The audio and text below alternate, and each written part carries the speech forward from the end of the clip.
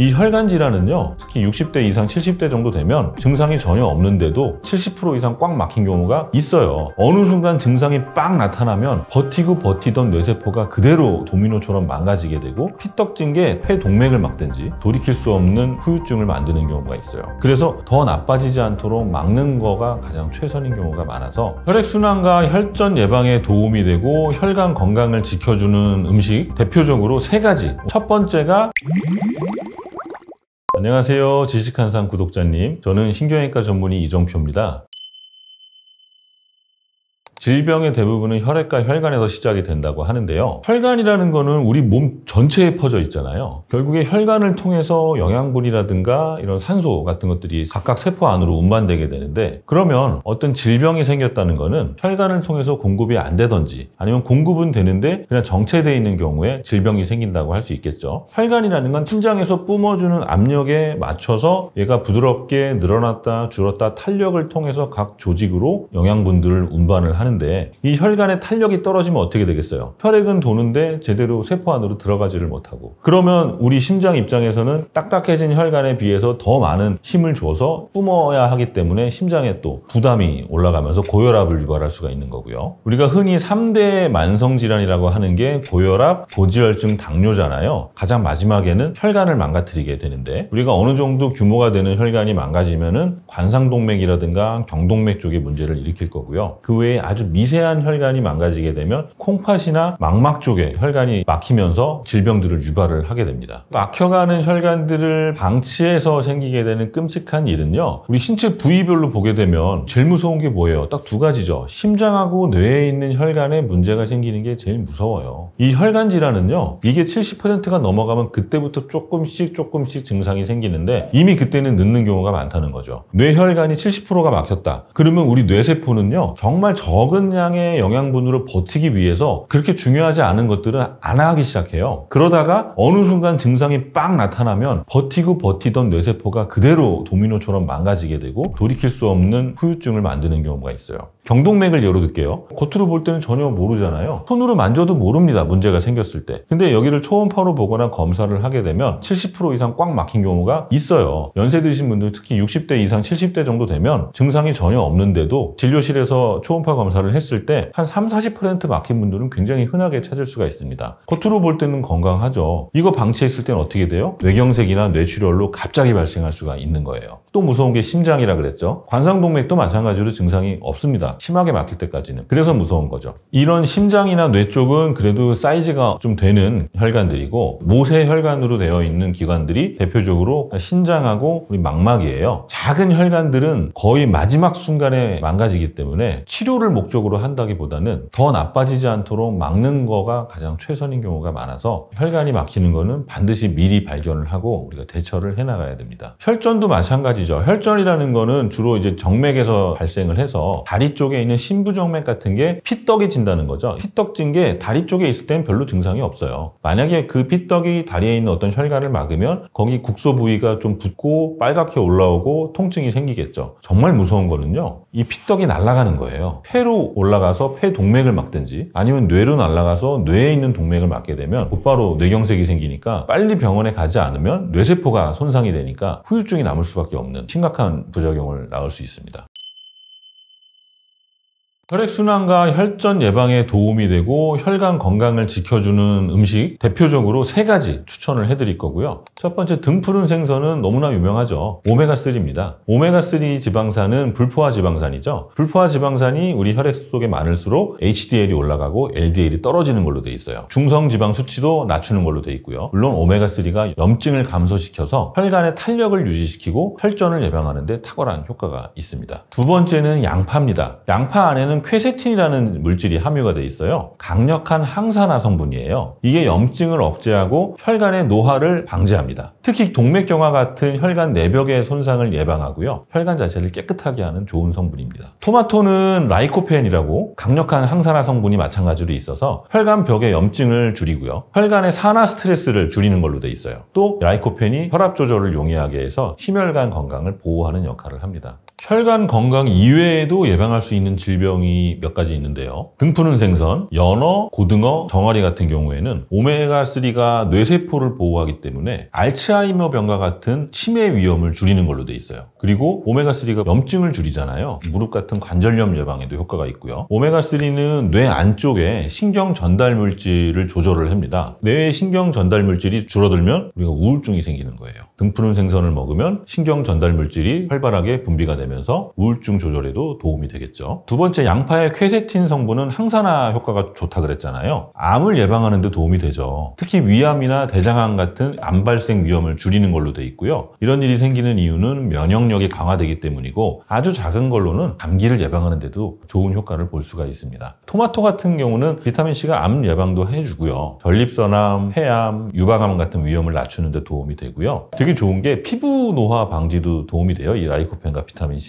자외선으로부터 우리 피부를 보호해 주니까 주름하고 피부 노화 방지에도 탁월한 효과가 있고 또 눈 건강에도 좋다고 하죠. 토마토에 포함되어 있는 비타민 A와 루테인이 우리 망막을 보호해서 황반변성 같은 안질환의 예방에도 도움이 됩니다. 각 음식들의 영양분을 2배 이상 효과를 볼 수 있게 하는 섭취법이 따로 있어요. 고등어 같은 경우는요, 그냥 드시는 것보다 마늘이나 무, 마늘과 함께 드시게 되면 오메가3의 지방 함량이 더 증가를 하기 때문에 같이 드시는 게 좋고요. 무에는 비타민C가 풍부하죠. 그리고 무가 소화 효소가 굉장히 많거든요. 무 속에는. 그래서 이 고등어를 소화를 시켜주면서 고등어 속에 있는 영양분 흡수를 더 원활하게 도와줘요. 만약에 고등어를 구워서 드실 때는 레몬즙 같은 거 조금 뿌려 드시면 훨씬 맛도 좋고 비타민C를 함께 섭취를 할 수 있으니까 제가 추천을 드리고요. 콩 같은 거, 견과류 함께 드셔도 좋습니다. 견과류랑 같이 먹으면서 마그네슘을 섭취하게 되니까 영양학적으로 좀 더 상호작용에 좋아서 고등어 드실 때는 콩이나 견과류 같이 드시면 훨씬 좋습니다. 양파 같은 경우에는 생으로 섭취를 해도 되는데요. 한 15분 정도 상온에다가 좀 두세요. 공기에 노출이 되면서 이 안에 있는 퀘세틴과 항산화 성분이 더 활성화가 되기 시작을 합니다. 그러고 나서 양파를 이렇게 잘라요. 양파 속에 있는 알리신 성분이 활성화가 되는데 더 강력한 항산화 효과를 나타낸다고 해요. 그럼 구체적으로 조리법을 설명드리면 양파즙을 내서 드시면 좋은데 겉에 갈색으로 되어 있는 껍질만 살짝 깐 다음에 적당한 크기로 잘라요. 그리고 나서 물 500ml 약불에다가 20-30분 정도 좀 끓여서 양파가 물러지게 한 다음에 건더기를 걸러내고 이 물을 식히는 거예요. 그리고 거기다가 이제 꿀을 넣어서 그 즙을 마시는 거죠. 내가 만든 나만의 양파즙을 하루에 1-2잔 정도 드시면 굉장히 항산화 효과에도 좋고 혈전 생성이나 혈관 건강에 아주 도움을 받을 겁니다. 토마토 같은 경우는요, 그냥 드시는 것보다는 볶거나 익힐 때 지용성 성분들이 더 쫙 녹아들면서 체내 흡수가 좀 더 용이해지겠죠. 그래서 익혀서 먹는 게 더 효과가 좋다 그러고요. 제가 추천하는 요리법으로는 토마토를 살짝 볶아요. 올리브 오일에다가 이거를 이제 파스타 소스로 활용을 해서 드시게 되면 더 흡수율이 높아지니까 효과를 더 좋게 볼 수가 있고요. 토마토를 익힌 다음에 이거를 물 200ml 정도 해서 같이 갈아가지고 토마토 주스로 해서 드시는 것도 좋은 방법입니다. 한 연구에 따르면요, 보통은 80도에서 한 2분 정도 가열을 하면 6% 정도 라이코펜이 증가하는 걸로 돼 있고 한 15분 정도 가열을 하면 17% 정도 증가를 하고요. 30분을 가열하면 35% 정도 라이코펜이 더 증가를 한다고 돼 있어요. 그러니까 당연히 그냥 바로 드시는 것보다는 80도 정도 온도에서 가열을 하고 드시는 게 훨씬 좋을 거고 지용성이기 때문에 올리브 오일과 함께 가열을 한다면 더욱더 좋은 효과를 볼 수가 있습니다.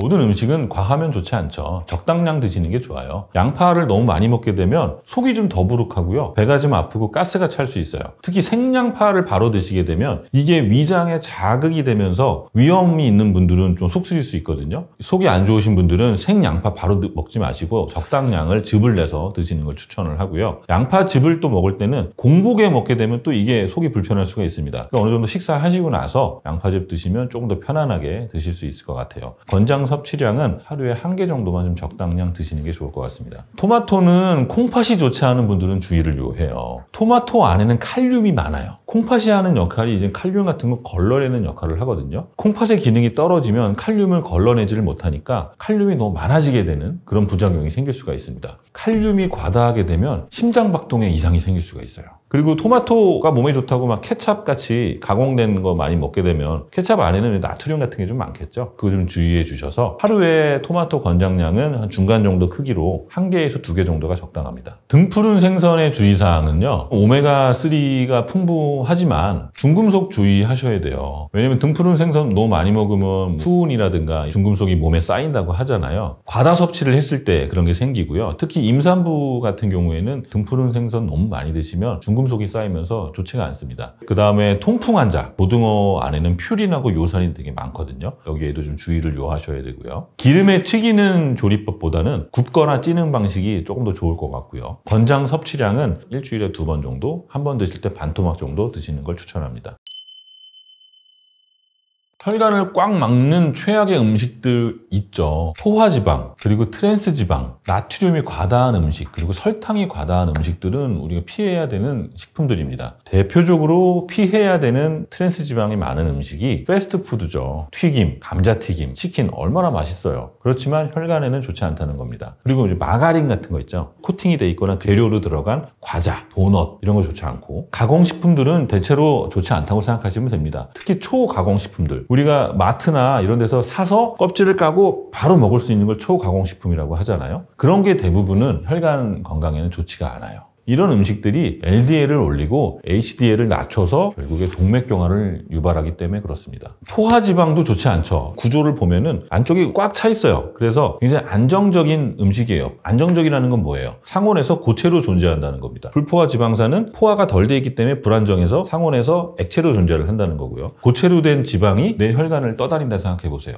얼마나 겁나요. 이게 어딘가 흐르다가 콱 막을 수 있잖아요. 대표적으로 기름진 음식들, 삼겹살, 베이컨, 소시지 이런 것들이 포화지방이 많고요. 버터, 생크림, 치즈 이런 것도 좀 주의하셔야 됩니다. 다 맛있는 것들이에요. 파뮤나 코코넛 오일도 마찬가지고요. 나트륨이 많은 음식도 좀 피해야 되겠죠? 나트륨이 많은 음식은 뭐 라면, 햄 다 가공식품들입니다. 전부 다. 젓갈, 김치 이런 것도 적당량 드셔야지 너무 많이 드시면 좋지 않고요. 진짜 중요한 게 설탕이죠. 대표적인 음식은 탄산음료예요. 액상으로 된 또 설탕들이 많이 들어가서 진짜 혈관을 막는 가장 무서운 음식 중에 하나니까 성분표 보시고 너무 많다 싶으면 줄이시는 게 좋습니다. 이런 음식만 끊어도 우리 몸에 변화가 나타나기 시작하는데요. 보통 세 부분으로 나누죠. 초기, 중기, 장기 이렇게 나눠서 우리가 초기 단기간에 한 1, 2주 이내에도 이미 몸에 변화가 일어나기 시작해요. 이런 음식을 딱 끊었을 때 나트륨이 많이 함유된 음식을 줄이기 때문에 혈압 자체가 안정화가 되기 시작을 하고 정말로 며칠 안에 조금씩 느끼기 시작을 합니다. 특히 트랜스지방과 지방이 많은 음식들은 칼로리가 높기 때문에 요거만 끊어도 한 1, 2주 이내에 체중이 좀 줄기 시작하는 걸 느끼기 시작을 합니다. 특히 이때 탄산음료 같은 경우 설탕 덩어리잖아요. 이것만 줄어도 혈당 스파이크를 막을 수 있으니까 체중이 점차적으로 줄기 시작을 하고 한 2주일 이내에는 실제로 체중이 줄지는 않았지만 몸무게를 재봤을 때 느끼기에는 한 3, 4kg 빠졌을 줄 알았는데 500g밖에 안 줄었어 이런 경우 있거든요. 근데 왜 본인은 3, 4kg가 줄었다고 느끼느냐? 몸에 에너지가 많아져서 그래요. 근육이 좀 더 좋아지고 체지방이 줄고 그러면서 우리가 활용할 수 있는 에너지가 더 많이 생성이 되기 때문에 몸이 가볍다고 느끼고 체중이 줄었다고 느끼는 거예요. 이렇게 단 2주 정도만 끊어도 몸의 변화를 느낄 수가 있고요. 한 달에서 3개월 사이를 이런 음식을 끊었다. 일단은 콜레스테롤 수치가 개선이 됩니다. 좋은 콜레스테롤이 올라가고 나쁜 콜레스테롤이 떨어지게 되면 혈관 내벽에 쌓여있던 이런 기름기들이 걷어지기 시작을 하는 겁니다. 그러니까 동맥경화가 예방이 되겠죠. 혈당도 안정적으로 유지되기 시작해요. 당뇨가 있으신 분들 당화 혈색소가 조금씩 정상화되기 시작을 할 겁니다. 그리고 피부 상태가 좋아져요. 인스턴트 음식들, 지방이 많은 음식들, 가공식품들을 트랜스지방이 많은 거 먹게 되면 어쩔 수 없이 피부 트러블이 생기거든요. 근데 이게 한 달에서 3개월 정도만 끊어도 야, 너 얼굴 좋아졌다. 피부과에서 뭐 했어? 라고 얘기를 들을 정도로 피부 상태가 개선이 되는 걸 느낄 수가 있고요. 심장이 조금 더 튼튼해지기 시작을 합니다. 심혈관 질환 위험이 줄어드니까 심장 짜는 힘도 좋아지고 혈압이 안정화돼서 부담이 줄어들기 시작을 합니다. 장기적으로 봤을 때 6개월에서 1년 정도를 끊었다. 이때 되면 이제 정말로 건강이 많이 좋아지기 시작하겠죠. 체지방 감소가 되고 살은 많이 줄어들었을 거예요. 물론 고혈압과 당뇨병은 많이 좋아졌을 겁니다. 위험이 현저히 줄어들었을 거예요. 혈관 자체도 이제 깨끗해지기 시작을 해요. 플라크 축적이 줄어드니까 내벽에 쌓여있던 지방들이 다 걷어지고 동맥경화는 그만큼 더 안전해졌다는 뜻이고요. 혈류가 원활해지면서 뇌졸중의 위험도도 감소를 하고 심근경색도 낮아졌을 겁니다. 만성염증이 줄어들기 때문에 체내 염증 수치가 줄어들고 관절염이라든가 여기저기 이유 없이 아프고 뭐 브레인 포그가 생기고 이런 것들이 많이 없어졌을 거고요. 결과적으로 신체 나이가 젊어지죠. 좀 더 활기찬 생활을 할 수 있기 때문에 정신적으로도 큰 도움이 돼서 우울증 예방에도 도움이 됩니다.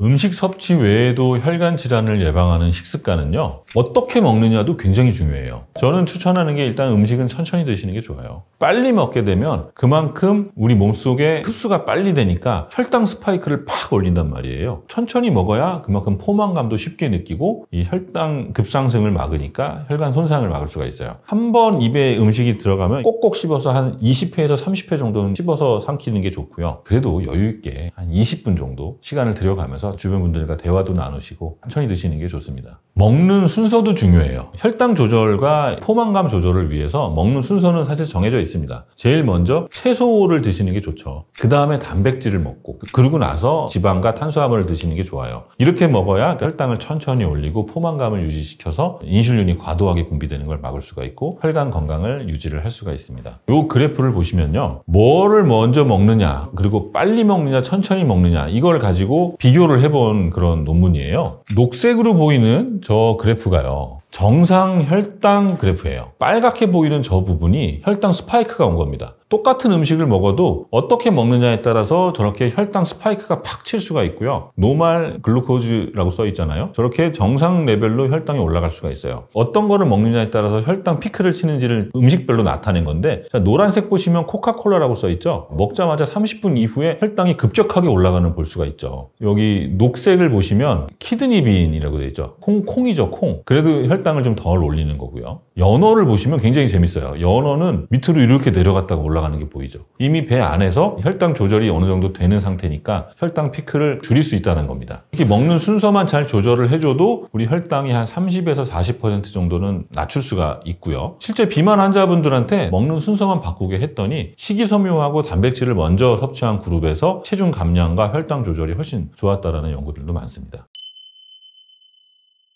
식습관 말고도 혈관을 젊게 만들어주기 위해서 해야 할 생활습관 3가지를 말씀드리면, 첫 번째는 규칙적인 운동입니다. 두 번째는 스트레스 관리고요. 세 번째는 금연과 절주입니다. 첫 번째 규칙적인 운동은 좀 유산소 운동과 근력 운동 2가지 대표적으로 있지만 2개를 병행하는 게 제일 좋아요. 유산소 운동을 일주일에 한 3-4번 정도 하면서 근력 운동 한 2번 정도 해주시는 걸 추천하고요. 스트레스 관리가 엄청 중요하거든요. 우리 스트레스 받으면요, 코티졸이라는 호르몬이 몸에서 분비가 돼요. 코티졸이 바로 혈당을 높입니다. 그래서 코티졸 레벨을 낮추기 위해서라도 스트레스를 줄이고 마음을 잘 다스리는 법을 알고 있어야 돼요. 명상하는 거, 하루에 한 5분 정도 자기 전에 아니면 아침에 딱 눈 떴을 때 숨을 천천히 쉬면서 오늘 하루를 정리하고 뭐 있었던 일들을 생각하면서 마음을 다스리는 거죠. 그리고 취미생활 꼭 하세요. 집, 직장 이렇게 하지 마시고요. 취미생활을 통해서 나한테 쌓였던 스트레스들을 해소를 해준다면 호르몬이라든가 심장 박동수도 조절하는 데 도움이 되고 잠도 좀 더 잘 잘 수 있으니까 회복하는 데 큰 도움이 될 겁니다. 세 번째로는 금연과 절주라고 했잖아요. 흡연 자체가 이동할 수 있는 혈액의 양이 줄어들고 산소가 줄어드니까 동맥경화 당연히 일으키겠죠. 금연은 반드시 하셔야 되고, 심혈관 질환이요, 1년 정도 금연하시면 벌써 한 절반 정도 줄어들거든요.